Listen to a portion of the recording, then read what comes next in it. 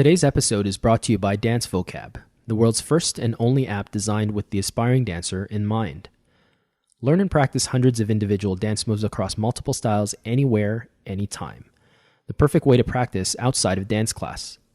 Download the app for free today on iOS, Android, and on dancevocab.com. Now, for those of you who don't know about the app, you have no idea what you're missing. So here's a little success story for you. In January, the account grew from over 500 followers to just over 10,000 in 8 days. Today, they have over 15,000 dancers from over 158 countries worldwide, and it's still growing. Just want to give a huge shout out to the owner and founder of the Dance Vocab app, Ray, and we wish you continued success with the application. So make sure to download the app today on iOS, Android, and on dancevocab.com.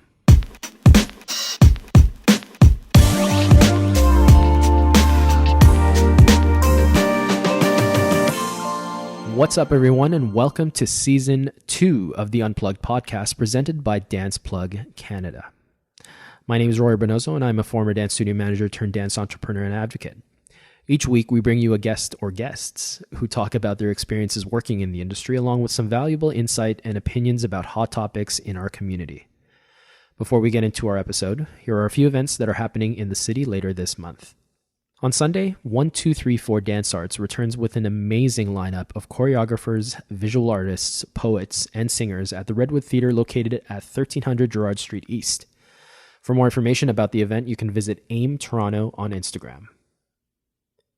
Also on Sunday, March With Her presented by Her Creative TO returns to Love Child Social House with a night of performances, an artisan market, a panel discussion, and live DJ. Tickets are available online by visiting Her Creative TO on Instagram. And on March 14th and 15th, the Ultimate Hip Hop and Street Dance Camp returns to Canada. Legends, pioneers, creators such as Pop and Pete, Buddha Stretch, Mr. Wiggles, Natasha Jean-Bar, and Crybaby Cozy will be teaching workshops at the Street Dance Canada camp. For more information and to register, you can visit www.streetdancecanada.com. Starting off our new season of podcast episodes is the dynamic duo Flow XS. Michael, or Hydroflow, and Kevin, or Kid XS, make up the dance duo known as Flow XS. Originating in Brampton, Ontario, their unique advantage lies in the fact that they are brothers who have trained together for over 10 years, dancing in studio, competitive, and performance teams. Both as individuals and as Flow XS, they've also participated in various battles and freestyle events in Canada and the US, and have also taught hip-hop choreography workshops at various studios across Toronto. They qualified to represent Canada at the World Hip Hop Championships in Germany, and were also part of a crew that auditioned for America's Best Dance Crew Season 6. They are members of the world-famous immaBEAST dance company founded by LA choreographers Willdabeast Adams and Janelle Ginestra. Michael and Kevin have also performed at Fever After Dark, Monsters of Hip Hop, Choreo Ball, World of Dance, Carnival, New York, to name a few. They've also participated throughout various GTA cultural and charity events. Throughout their careers, they have been recognized with awards and training scholarships to Monsters of Hip Hop, Millennium Dance Complex in LA, Movement Lifestyle, Debbie Reynolds, The Pulse, Be Discovered, and Steps on Broadway. In 2015, they won the Judge's Choice for Entertainment and Choreography at Monsters A-List in Pittsburgh. Recently, you can find the brothers on the newly released Disney feature film, Zombies 2. In their episode, we talk about teaching at a young age and its benefits, the importance of training, and having a strong support system. I'm really excited for you to listen to our first episode of Season 2, so without further ado, this is Season 2, Episode 1 with Flow XS.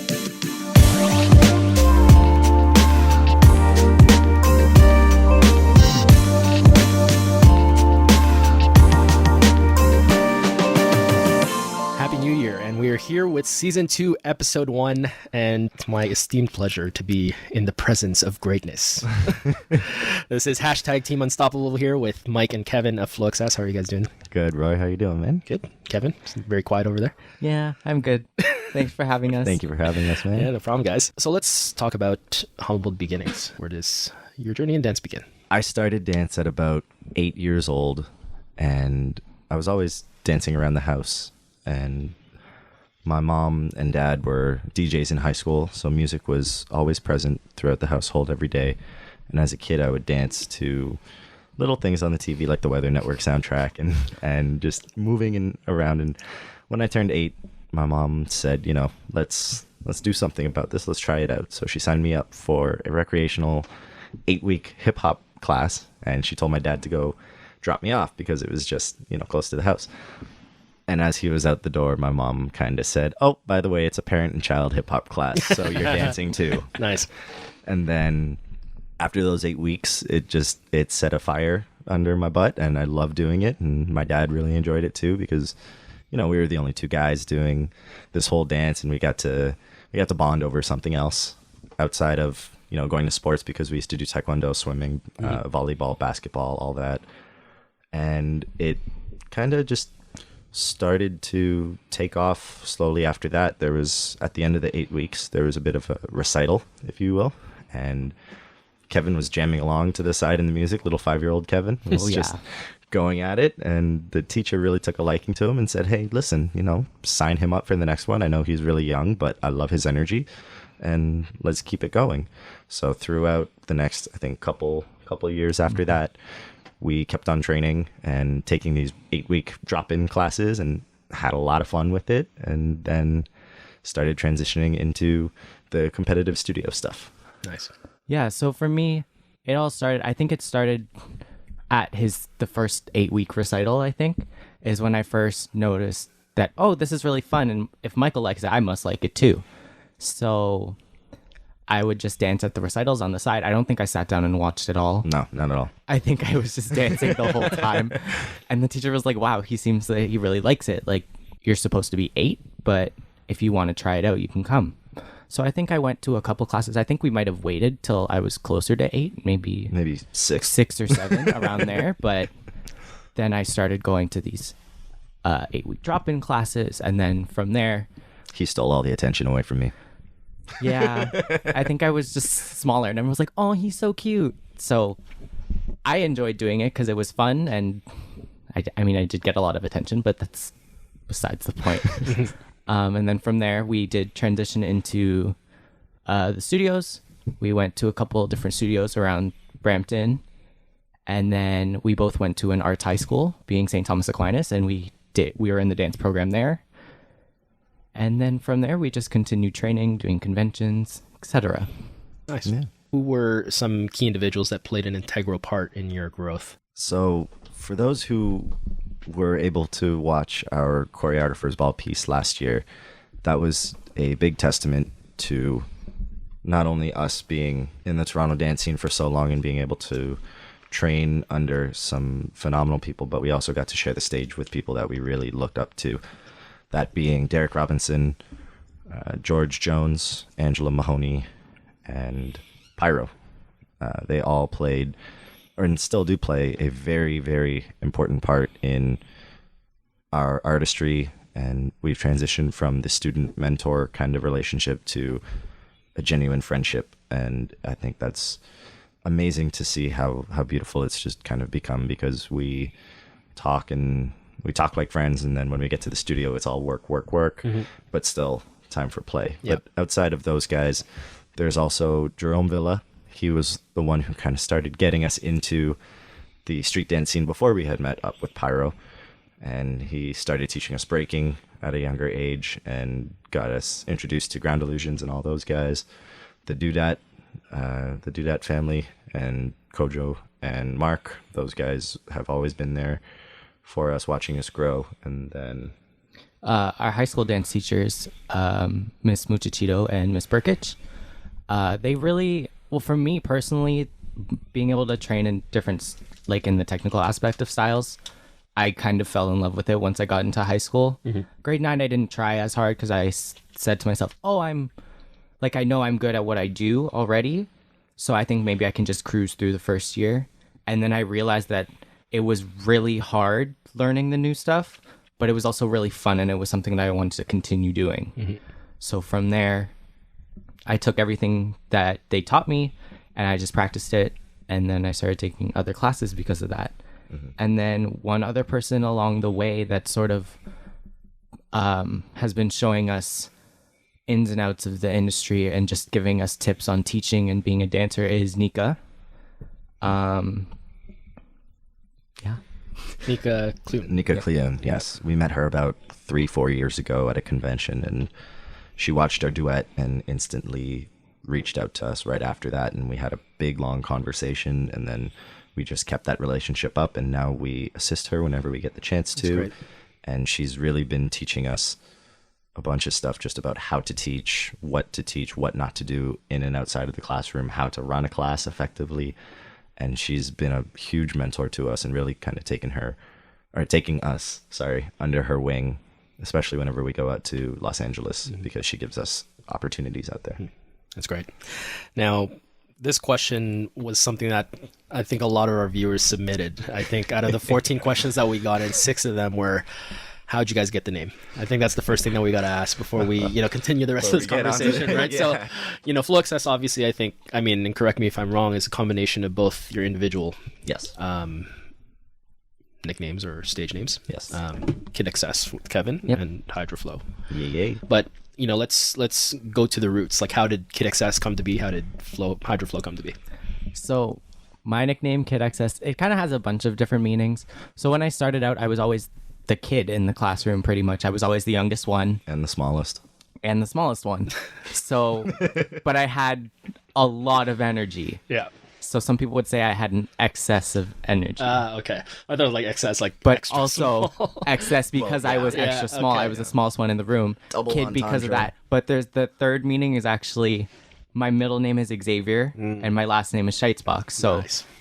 KXS is my initials. So Kid XS kind of seemed fitting. Mind blown. How about you, Mike? And for me, HydroFlow came about in high school, actually, from one of my really good friends. He coined my nickname for me. And all I would do in grade 9, because, fresh out of elementary school, wanting to dance all the time, got into the dance program. All I knew how to do was waving. That was all I wanted to do when I freestyled. And I thought I was good at it. And then I watched the tapes back and scratched my head. But besides that, nicknames were bounced around for me here and there. I had Octopus, I had Waterfall, and none of them really sounded cool because I wanted like a really cool nickname that stuck. And my friend said, "Oh, what if we go like HydroFlow?"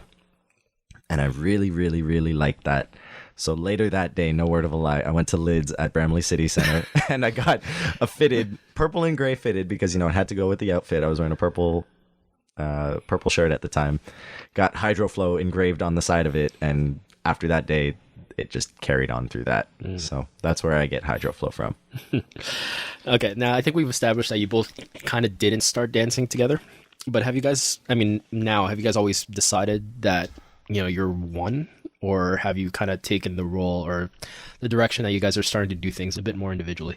Well, I think personally we have a good balance of doing individual stuff and then doing stuff together. I know we brand ourselves together, and I know we're going to touch on that later on. But I think what makes us really kind of unique in a way is that we're both two very unique dancers as is. If you watch us separately, we don't dance anything alike at all, no matter whose class we take or if it's our own choreography. But we also know how to dance together and complement each other well. So I think it's a good, healthy balance in between, not doing everything together and then doing a lot of things together. I know when we present pieces or when we teach classes, it is together, but we don't always do the work together. Sometimes it'll be, I'll be choreographing upstairs and Kevin will be choreographing downstairs, and then we don't teach each other until we literally get to class. So there's a lot of things that go on behind the scenes between the two of us, and we never really want to step on each other's toes because that's how fights start to happen. And oh boy, do we have some stories about that. But yeah, I think it's good that we can brand ourselves together, but we're also very distinct individuals, because even if we weren't branded together, people would still know us as, oh, you're the brothers that dance, because we're always together. So we thought, why not enhance that, because that makes us unique, but also being two separate individuals continues to make us unique. And I think we definitely do a lot of things together, but I think when we do separate work, it's good to have the other person, because if we need to bounce ideas off them or need an extra pair of eyes, the other person we know is already there. And that can only make our individual work better because there's an extra person to give their opinions that you wouldn't think of. Yeah. Would you guys say that you you rely on each other more now than ever? No. Like I said before, we do our creative processes very differently. So we don't necessarily rely on each other when it comes to the creative aspect of things. We know kind of what works and what doesn't. So if I do something and Kevin says, no, fix it, I'm going to trust his judgment because he knows that maybe I didn't do the right thing or it wasn't the right idea for this job or for this choreography, and vice versa, because I keep him in check all the time too. So we don't really rely on each other, but we know that each other's there for us at any given moment to provide that kind of feedback that we need just to continue to enhance our own artistries individually and together. Nice. Yeah, I don't think we rely on each other in the conventional sense. I think we rely on each other in the fact that we need each other's opinions when we have a clouded judgment or we're unsure of what to do. Because I know that both of us could definitely do all of the things we've done separately. Like all of the pieces we could create, we could do separate pieces, but I think for where we are, it makes more sense to do it together and to put our two ideas together, because it'll come across to me as a stronger voice than two separate ideas. Yeah. It's always been more quality over quantity for us, and I think we really do stand true to that and only want to bring out the best in what we both have. So I think Kevin said it best, is we don't rely on each other in the conventional sense, but we definitely do trust each other to the point where we know that, the first person we're going to talk to about something is each other. Nice. What would Flow Access look like without, one or the other? Fedora and hair. Yeah. That's pretty much what it would look like. I mean, our individual artistry is already taking us down different paths. So even if we weren't dancing together, I mean, we'd still be dancing together, but not in that conventional sense, because Kevin dances very differently than how I dance, and the same, and even just the way our creative processes are. I think for sure the classes that we teach now, if one of the other were to teach it, I think we'd go in separate directions, because what Michael would want to teach or feels more comfortable teaching and has more information to provide while he teaches is completely different from what I would do. Absolutely. And I think without one or the other, it would still be good, and it would still... Yeah, I think it would still be good, trying to pick up on where he left off. I think it would still be good, but I don't think we would be able to have created what we have done now at the quality and at the level that we have, just because we wouldn't be relying on each other in the sense of trusting each other's artistry. If we were to go completely separate directions and not talk to each other about what we did for dance, I feel like it would still be strong, but not as strong as it would be, because we wouldn't have that second pair of eyes or that second opinion who knows what they're talking about to help influence and to help make those changes that you need. Now, are you guys usually booked for the same gigs all the time? Like how does it usually work? I mean, I'm sure like the table, you guys don't obviously come as a pair and they see you guys as individuals, but have there been instances where only one would be booked for a role and then the other would be booked for a completely different role? Plenty. Oh yeah. Yeah. I think starting back, the first time we booked a separate job was, what was it, Avril? I think so. I think it was Avril, because Kevin was really short at the time. This was 2012 or so. And Avril Lavigne is tiny. So unfortunately, I didn't book the job because I was too tall, right? Because I'm about 6 feet and Kevin was maybe 5'2" at the time. So Kevin got to book the job, but I didn't, and I didn't understand it, being 15 at the time, and always wanted to book the jobs. But Kevin would get hired for other things, and even during our competitive stuff, Kevin would get picked for solos, Kevin would get picked for duets, and I wouldn't. And I never really understand why, but now as we've kind of grown up and grown through the industry, we realize that not every job's going to be meant for the both of us. Yeah. So we've become accepting of that, regardless of, maybe it's age, maybe it's height, maybe it's look. And we know that there's always going to be another job to follow. Even if it's just based on dance skill alone, we're going to be booking different things because we both dance very differently. We both have a different skill set than the other that is stronger, which is why when we come together, it kind of balances out. But usually when people want one of us for the job, we still send them through our email address and still give everything. But if it's meant for Kevin, it's meant for Kevin. I'm not going to step on anybody's toes. It's not my place to. Right? Same thing. I think it also just depends on what the job is for. If it's a teaching job, most of the time they want both of us to come together. Or if they do want us to come to teach, then they'll give us one class Kevin, one class Michael, and then a collab class. But when it comes to gigs other than that, it really depends on what they're looking for and how the audition goes and what happens during the audition. Because if they're looking for someone who's strong at popping, I've trained in popping.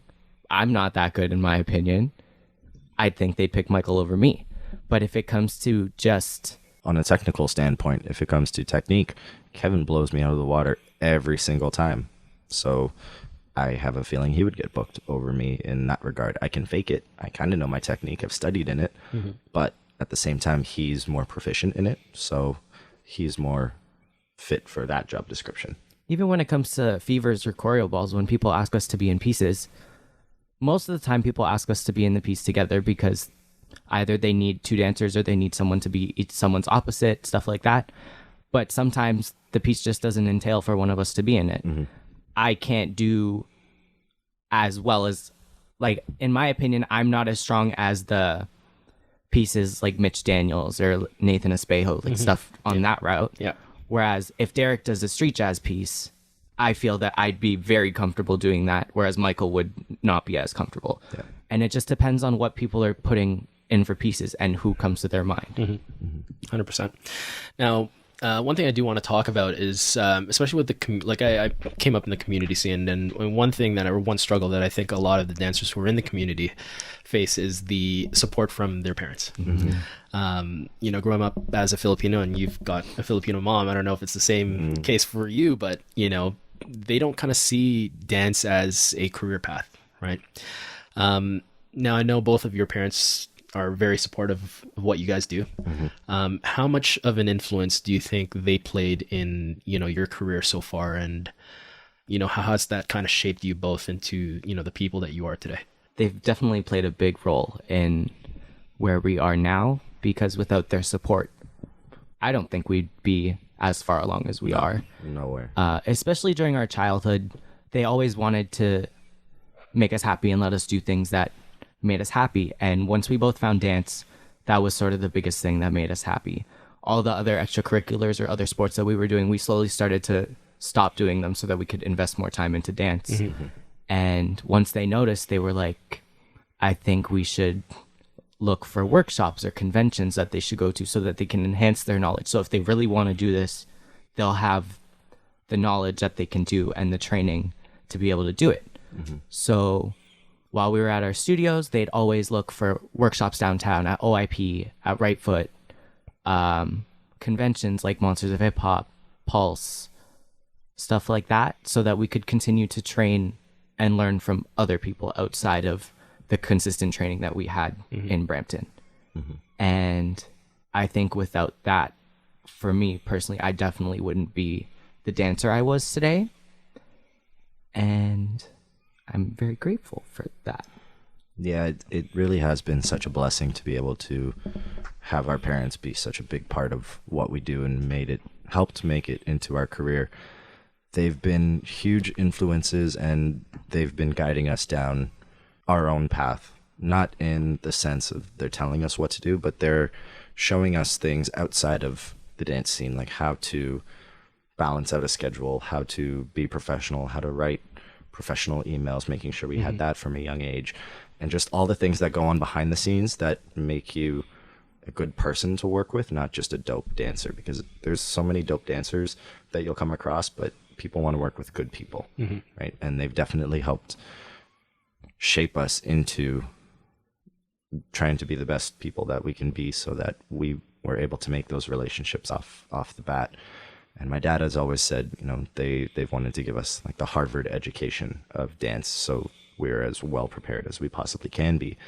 And I definitely think that without their support, we wouldn't be anywhere near as far along as we are, or doing some of the things that we've been doing, seen the places that we've seen, and had the opportunities that we've been able to.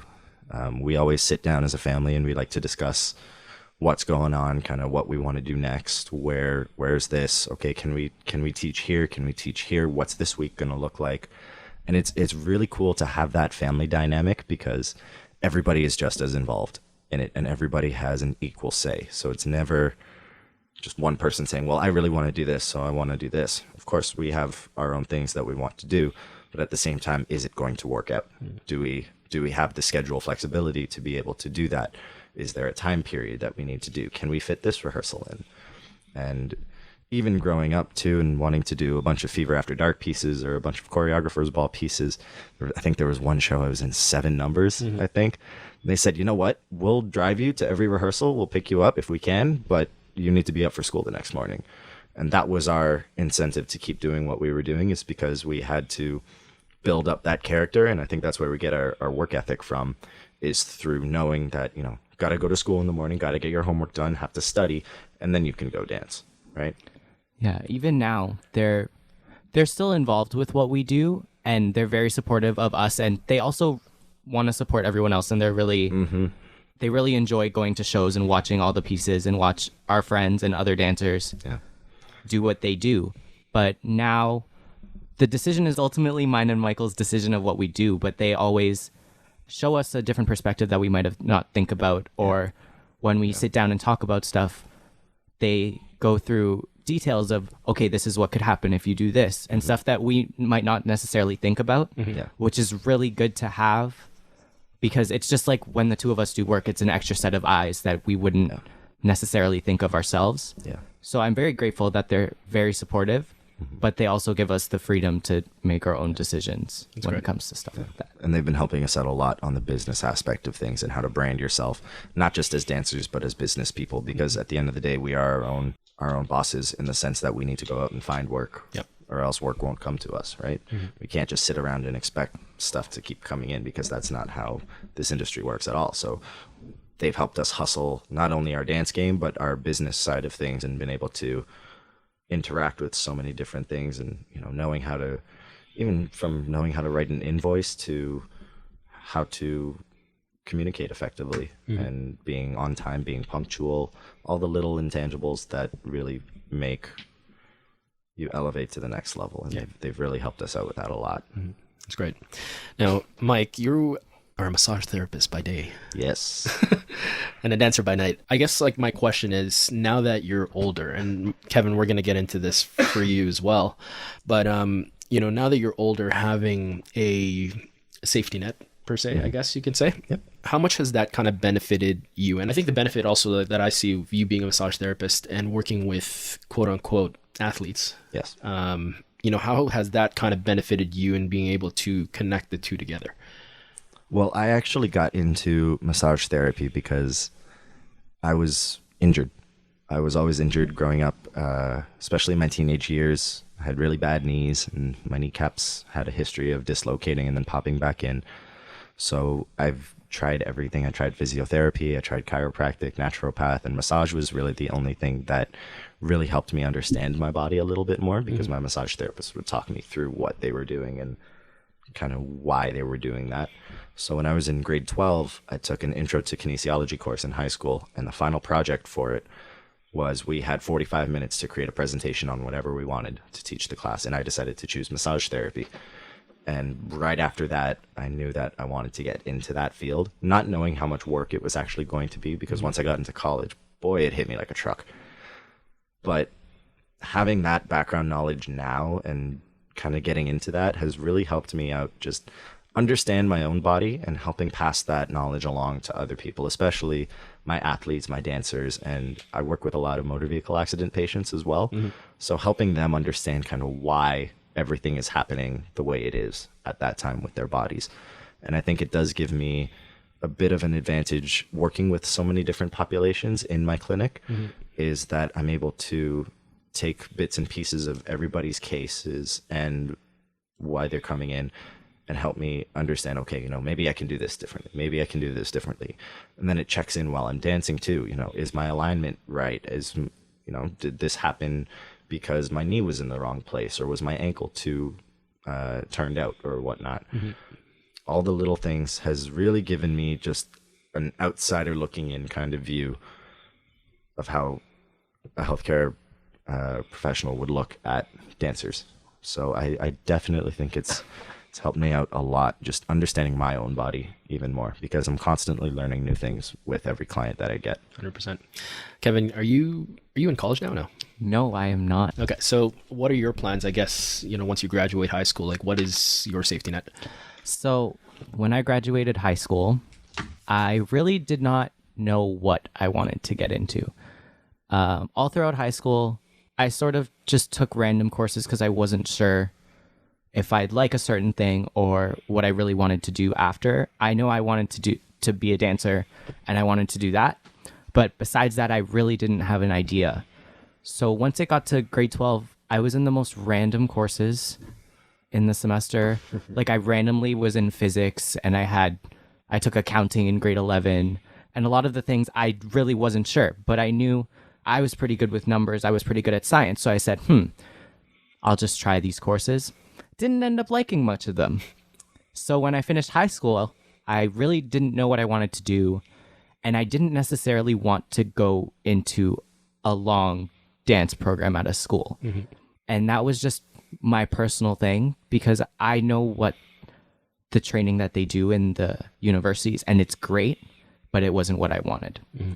So I just started taking more classes.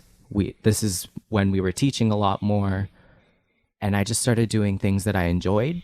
And then through that, my mom and I were talking, and we found a dance teaching sort of certification course. Nice. So it's 3 modules. I've completed the first module, and it's honestly really fun, and it honestly really helped me when I was teaching and going into different high schools and teaching younger children to teaching our drop-in classes.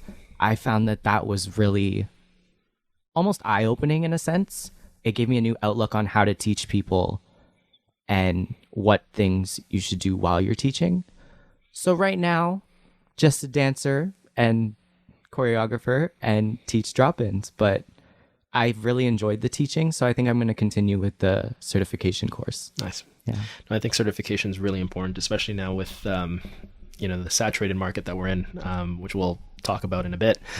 But speaking of teaching, you both have had the opportunity of teaching at a young age. Yes. And, you know, how has that benefited your overall training?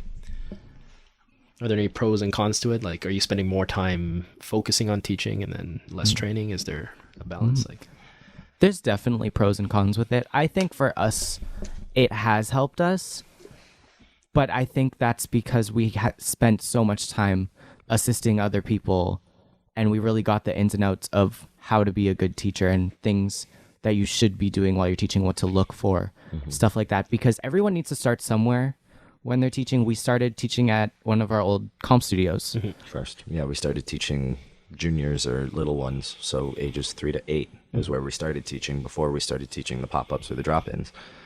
And that definitely really helped us because it taught us patience, right? And, you know, when you go teach a class, it's always going to be mixed levels. You never know who you're going to get getting into a class.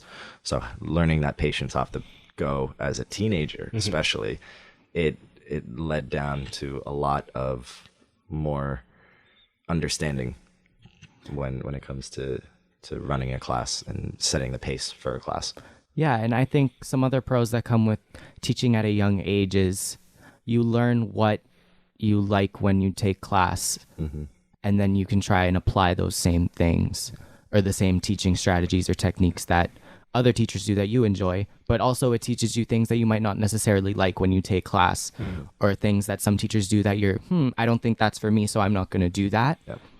But I think to be a teacher, you need to have a lot to share, and you need experience with learning from teachers to be able to properly express the information you have and try and pass it on to people. It goes so far beyond the steps when it comes to teaching. The steps is really the last thing that a teacher should be worried about in a class. And I think what really taught us that was having the opportunities to assist so many different choreographers, watching their process, learning how they command a classroom, be it 5 people or 50 people, right? And having that knowledge, and then them telling us, okay, you know, when you're teaching a class, you want to try and do this, or use positive language, or give positive feedback, interact with people, don't just stand facing the mirror.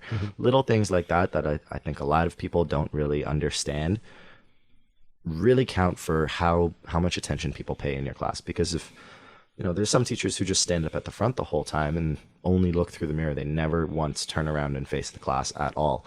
And there's a big disconnect just in that. And, you know, no one's ever going to tell you that. No one's going to teach you that. You have to experience that. And I think assisting for so long and continuing to assist, it teaches you so much more, because assisting is very, very different from just taking the class. You need to be on it all the time. You need to be setting the example, because you're supposed to be who everybody else is following when they can't see the choreographer or the teacher. I was about to say, assisting is probably one of the most hard and stressful things to do. The most rewarding. Yes, in a class situation, because you always have to go full out. You have to know exactly what the choreographer you're working with wants and what they expect you to display. But you also need to be able to answer any questions anybody has, and just to be ready to do anything. Yeah. I think there's also one thing too, like there's a level of trust there between both the choreographer and the assistant too, right? Like there's a reason why you are there. Yes. Right. Yes. And it's not just because you learned the combo when they taught it, you know, 2 weeks ago. It's a working relationship, right? And certain choreographers will only ever trust certain people to assist them, because they know that they can hold on to their choreography properly and execute it the way that they want it done. 100%. And then cons, I think being a young teacher, people do look at you a little differently. Yes. Because especially some of the older generation, or people that are just older than you in general, sometimes they think, why would I take someone's class who's younger than me? Because I've experienced more in life. Why should I don't really understand why I would need to take their class. And honestly, it's just different experiences. You definitely have not experienced what I experienced. So I'd say you should take a chance and come take my class. Yeah. But also another thing that when it comes to cons is sometimes the only thing that happens is only your friends take your class, which is great because you're having a great time. But then the moment you have someone you don't know in class, they might not feel the same energy in the class that you do, because they feel sort of left out because you're only with your friends in the class and you're having a great time, but not necessarily focusing on the rest of the people. The rest of the people, yeah. When you're teaching a class, you need to become impartial to everybody, regardless if they're your friends or not. And I think a lot of people have a hard time separating that relationship, because you need to be able to work as a professional, and then, you know, you can catch up with your friends later, not just stand on the side of the room where all your friends are. Meanwhile, all the other people in the class who are struggling, who have never taken it before, don't really know what to do, and they're scared to ask a question. Yep. Right? And it does take a toll on your mental capacity also, because if you get so invested in teaching and you have so many classes a week, you're not taking the time to dance for yourself, which is probably why you started teaching, because you wanted to dance and you wanted more opportunities to be able to show what you do. So if you get so invested in teaching that you're no longer training, what are you teaching? Because you're not evolving, as you're only learning from the classroom environment that you're creating, and you're not evolving through multiple environments and other classes to help you get better. And a lot of the greatest teachers that we've been able to learn from still take class, they still train, and it just goes to show that, you know, they're always constantly wanting to evolve. They're taking different styles, they're learning new things, they're learning new vocabulary, just so that they can add it to their own repertoire. And I think that's something a lot of people need to understand is, you know, just because you start teaching doesn't mean you stop training. Right? And I think that's one of the bigger cons to teaching at a young age, is sometimes you can lose sight of that very fast. Are there some things in, you know, your generation now that you would like to see change as we head into the new year? I know I've got a few challenges that I'd like to just say, like, well, not now, but throughout the new year, there are a lot of things that I'd like to challenge this community to do in the new year. Something I'm not even gonna mention, but like, I'm so like, I can't wait to share all this stuff because I don't think they're not difficult challenges. Yeah. They're challenges that give people different perspective. Like something simple as like having the general public take you more seriously. What are those things? Like, what are some things you can do? Right? Nice. So I turn the question back over to you guys. Like, are there things in your generation that you would like to see differently as we head into this new decade? Absolutely. I think the biggest thing for me right now is when you're inside a dance class is spatial awareness. That is something I challenge everybody to start to be more aware of. Just in general, is knowing, how big or small your body is and knowing how much space you actually have versus the perceived amount of space you have. And I think a lot of people lose sight of that, especially when they take class. I mean, I get it. The amount of times I've been bonked in the face or kicked in the leg, it happens. There's accidents, but there's also times when people are just not aware of their surroundings at all. And that's when injuries can happen. And that's something I'm always afraid of, not just as a dancer, but as a massage therapist, is I hate seeing other people go down for something that could have easily been avoided. So I definitely challenge a lot of people to work on their spatial awareness, even when it comes to walking down the street. Using your peripherals is something you're going to need on a job. So use it as you're walking down the street, as you're listening to music, even, having one earphone in, one earphone out, being able to hear kind of what's going on. Because there's so many people I see walking down the street that either have their head buried in their phone, or they're just lottie-dotting and not paying attention to anything. And then a car makes a turn right in front of them because they don't realize they're in the middle of an intersection. Yeah. Right. So it goes beyond the classroom. It's just knowing what's around you at all given moments, knowing where you are, knowing kind of how much space you actually have around you, and setting boundaries for that, knowing, okay, maybe if I'm taking this class, I can't swing my arms around because there's 50 people in the room and we're in a small studio, right? Versus, okay, now we're in groups. Now let me move up. Let me not take 5 steps back before the combo starts on 5, 6, 7, 8. And let me see how much space I can actually take up without injuring anybody. Nice. I think I have 2. For me, I'd love to see dancers take classes that make them feel uncomfortable. Yes. Or just taking a different style that they might not have an appreciation for yet, or something that just challenges them. Like if you're a hip hop dancer or someone who does choreo all the time and you only take your friends' classes, but there's so many other classes that you could take, why don't you take them? I think I know a lot of people have not taken our class because they might think it's challenging or they might not enjoy it, but you don't know if you don't take it. Yeah. So same thing with other styles. If you've never taken a ballet class, you might not have a sense of what your body actually does, how your body's supposed to be aligned. Same thing. If you've never taken a jazz class, do you know how to hit your line straight? Do you know all of these things? And I'd love to see a lot of dancers just start to become more versatile and take things that they're not used to taking, because it's only going to benefit you. Yes. And it's just going to make all of the Toronto dance scene stronger as a whole. Yeah. You're forced to elevate when you're put out of your comfort zone. 100%. And that's something our parents have always done to us is, the moment they catch us being comfortable, they're like, nope, you're going to go do this. Or I want to see you do this. Or I'm going to challenge you to go take this. I think one of the biggest challenges for me personally was when my mom said she would love me to take a tap class. And I've always been interested in tap because I love watching it. I love hearing it. I think it's such a beautiful and underrated style of dance because people don't know how hard it actually is.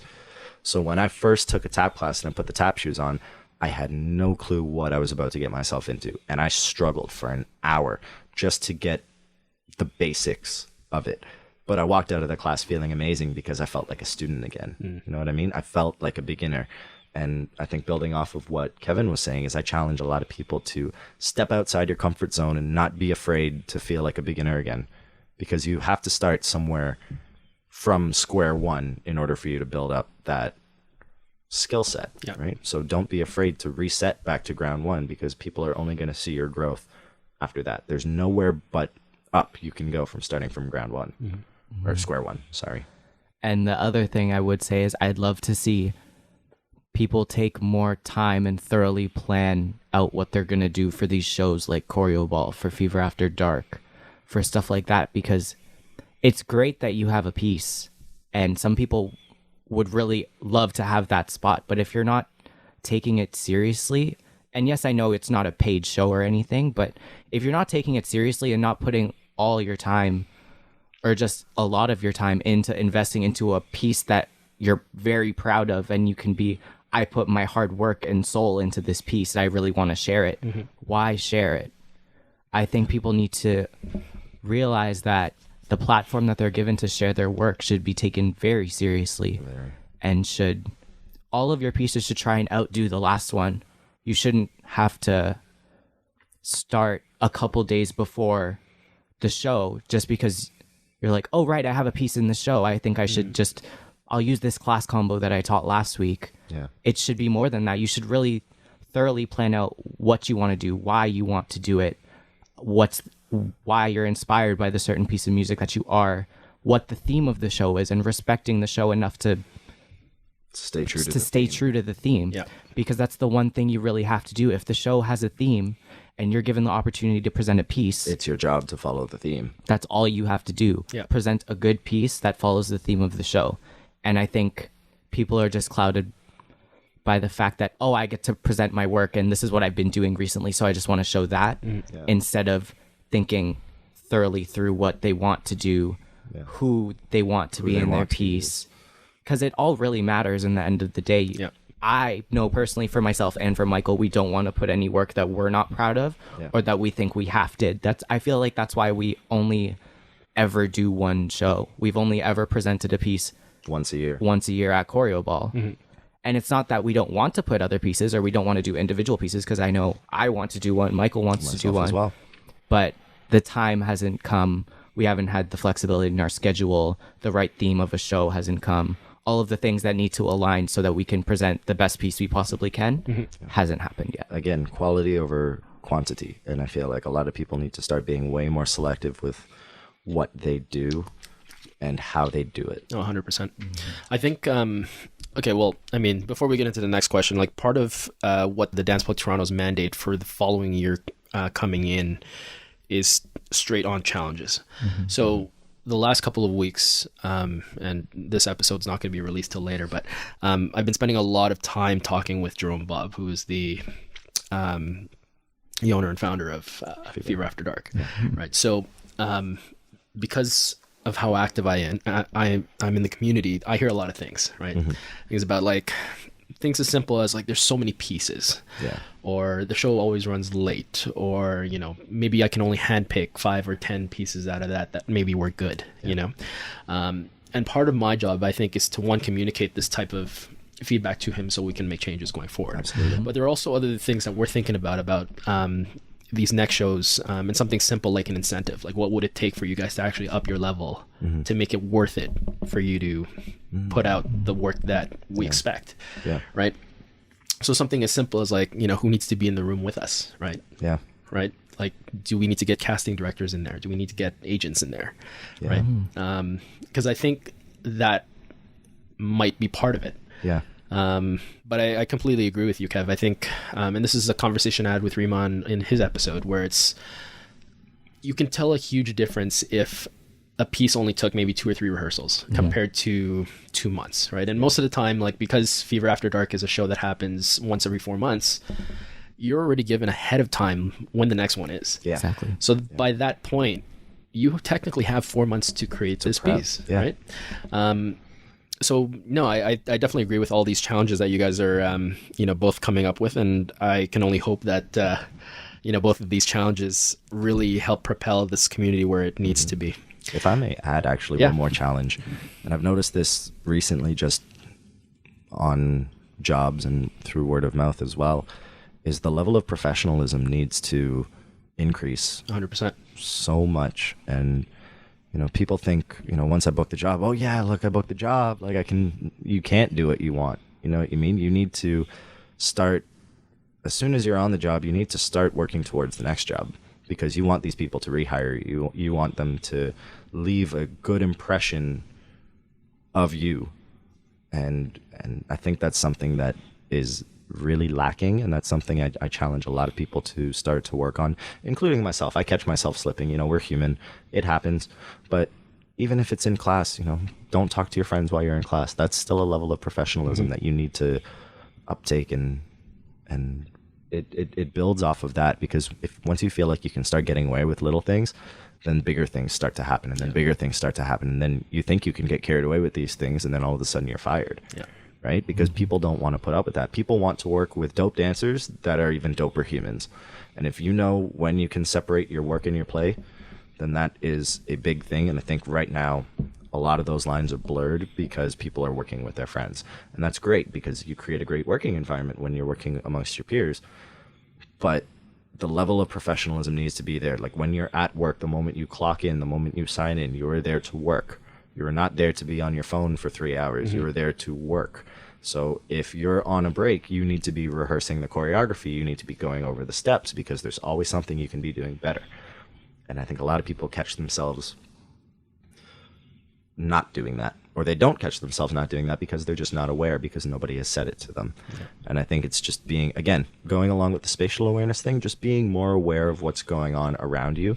But definitely the level of professionalism and etiquette, I feel, is lacking a lot. And it does kind of suck being looped into that generation, because we started training with the generation before us, as like we were the younger ones in the classes, but we grew up with that mentality, with that work ethic of, when you're here to work, you're here to work. And it doesn't matter how old or how young you are. When you start doing that, you need to be able to know when you have to put the work in. And even in rehearsals, I catch people sitting down or just talking or on their phone or making a ruckus, and then they go up for their section and they mess up their section. Well, what was the last 25 minutes of you blabbing about your day when you could have been rehearsing that, so the choreographer doesn't have to call you out, right? So it's just knowing that you can always be doing better, and especially in a working environment, knowing that someone's always watching you, and if you get caught slipping, that could be the end of that job, right? And obviously I don't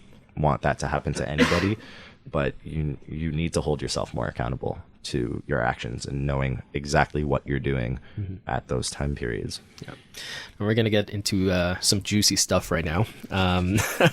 And we're almost at the home stretch, and I think we're doing really great on time. So recently, and I don't know if you guys follow Dancers Alliance or Doctors for Dancers. And there are these 3 major accounts, and which we'll share once this episode is out. But they recently posted about a Beyonce music video that paid their dancers only $200, which I think is outrageous. And I know us here in the city, we've kind of experienced the same thing with Drake and Rihanna.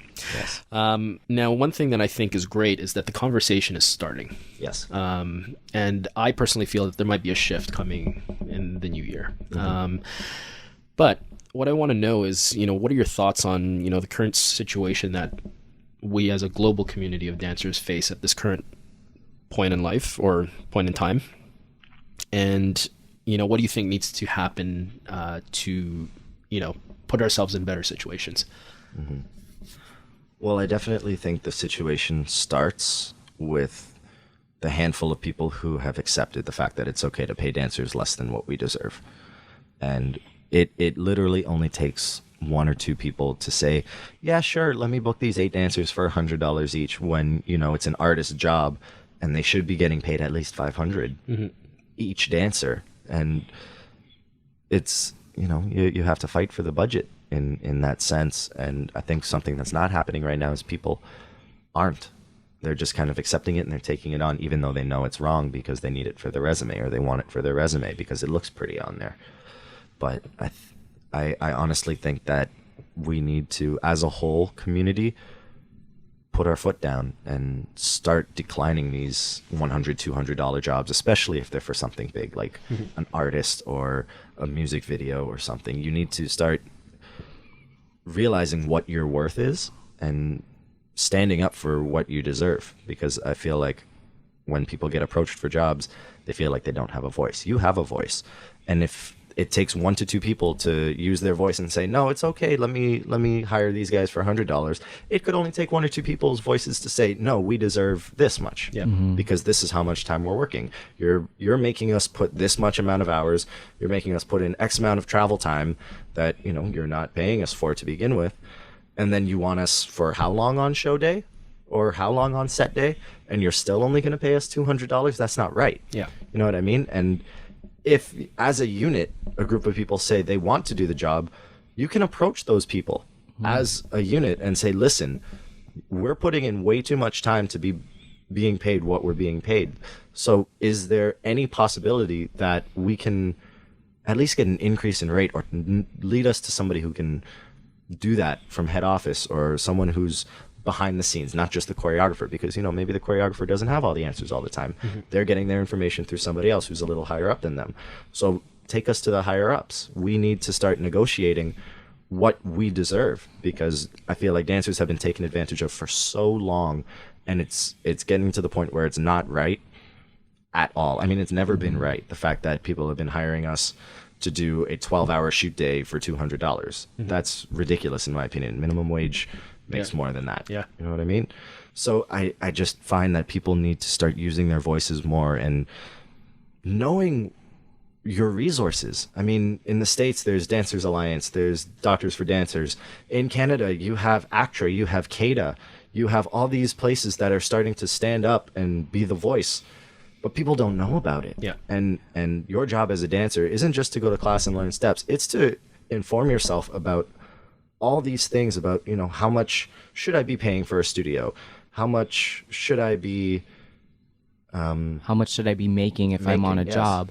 How much I should be paying for class, stuff like that. It's really just doing your research. There's a bunch of things, like Michael said, like ACTRA's website has their rates that they pay. CADA, which we are both members of. We're both full ACTRA members, both CADA members as well. Dance Ontario. There's a bunch of things that have professional rates, or things that can help you out as a professional that you should be getting paid to help inform you in a decision when being approached by a job. And I think another thing, especially for us coming up as younger dancers, if you get approached for a job when you're younger and you're just starting out, you're gonna want to take it, but it's really tough if you do, because you're just setting the whole community back. If you're 15 and they approach you to be in a music video with a big artist, you're really going to want to do it. And then they say, oh, by the way, you're only getting $150. You need to think in your head, is my day/week or however long you need to shoot for really worth $150? Because if you're on set for more than 12 hours, that's already not enough. $150 is like an hour and a half. Legally, that's not right either, especially if you're under the age of 18. You can't be working that long without ample amount of breaks or parent supervision. And these are all rules that people will find out just by researching through ACTRA, through CADA, through Dance Ontario. It's knowing your rights and knowing what you need to know while working the job. It goes way above just a casting post on Facebook. And it's very different for union and non-union stuff, because union stuff, you're definitely protected, but for non-union stuff, it's a lot harder, because the company doing the stuff might not have the budget for it, or they might not have time to help you with however much they need you or stuff like that. But if you decide to take the job and then you realize that you don't feel like your time's being appreciated, you're not getting enough money, whoever you book the job with, you should come together and ask somebody about it, because one person saying something, you might get fired. If the whole group comes up and say it, they're either going to fire all of you and then there's no job, or they're going to do something to fix it. So I think as a community, we need to come together and educate ourselves in all the rates and the stuff like that, so that if a gig comes around where they say, oh, $200 per dancer, we can say, based on what you've given us, it doesn't seem like this is enough. Is there a possibility you can increase it to 400 or 500? And then see what they say. If they say, unfortunately, we don't have the budget, then you know, unfortunately you don't have you to don't say have yes to to take the job. Yep. right? If they don't have the budget, then maybe they cut back on dancers, and then they give 2 dancers $400 as opposed to 4 dancers $200. Yeah. Right? I think the unfortunate reality too is that there will be, and this is worst case scenario, like in the event that you decide not to take the job, they're going to keep doing it until they find someone who Of course, will, right? of course. So I think I think the onus is also partially on accountability, right? It is. And I'm not saying like maliciously call out people for, doing these kinds of things, but have these private conversations with them. Like, why did you, like, if we're, I don't know, I've had these conversations sometimes with dancers where it's like, they know what their worth is, but yet I still see them taking these 200 or low paying jobs. Yeah. And most of the time it's like, yeah, well, I got to pay my, and I get that 100%. Yeah. But you're not seeing the bigger picture here. Yeah. Right.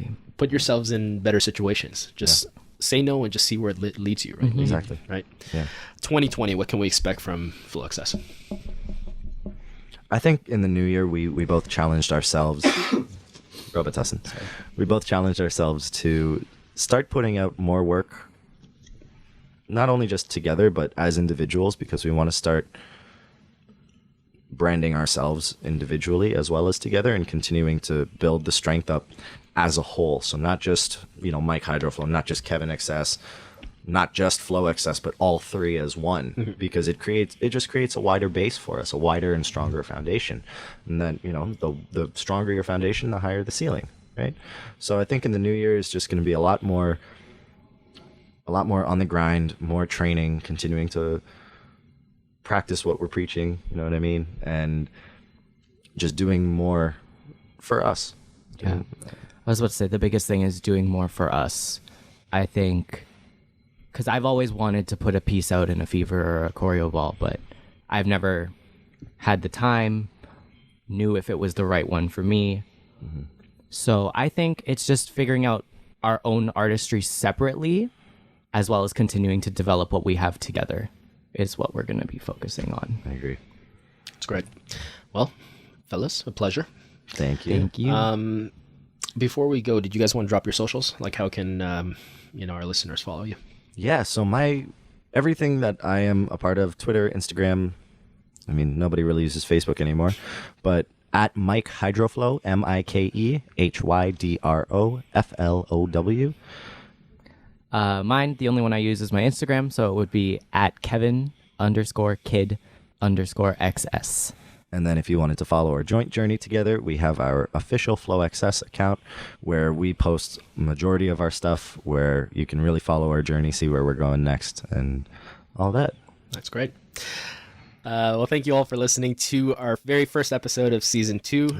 And welcome to a new decade. Yes. We've got a lot of exciting things happening here at the Dance Plug Toronto. We've got a website coming up with all the resources that we mentioned earlier. So if you are curious about these minimum wages and minimum rates that dancers should be knowing about, go on our website at www.thedanceplug.ca, because we are Canadian. And stay tuned for more. This is Roy, the host of the Unplugged podcast, and we will see you guys next week. Peace.